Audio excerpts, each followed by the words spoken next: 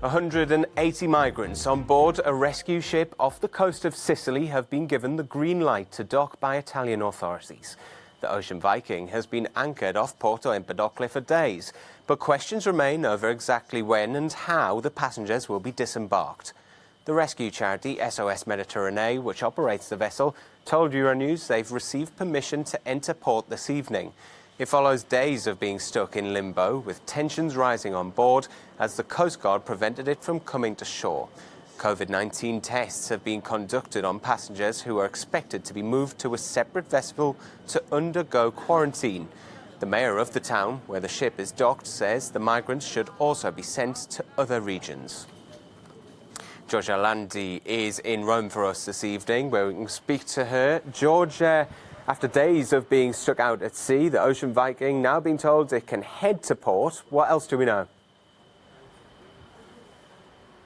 Hi, Oliver. Yeah, that's what we're hearing, and that's a major development in the story. As we know, the ship had already waited several days before being told that it could disembark in Italy, and has been waiting since yesterday for authorization to do so. We know, as you mentioned there, that those migrants got tested for COVID-19 yesterday, and we know as well that those results are not in yet, although a local politician speaking on behalf of regional authorities told Italian wires that no authorization will be given unless those results are in. So perhaps those results have arrived, but not officially. Now, if things go as planned, those migrants will be transferred to a quarantine ship that has been provided by the government, where they will spend the 14-day quarantine period, or that's another possibility, that will be transferred to some facilities, specific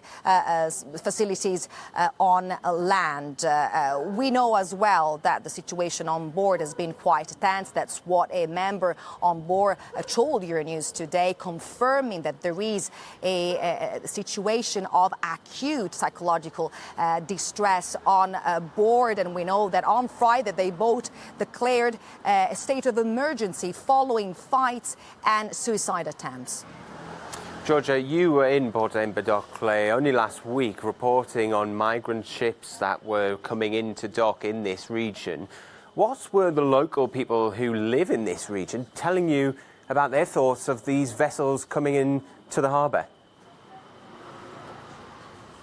Yes, Oliver. Well, there are growing tensions within the community. That's what also the local mayor, Ida Carmina, told me. There are concerns and fears, growing concerns over the possibility that tourists could cancel reservations in the coming weeks following what has been happening.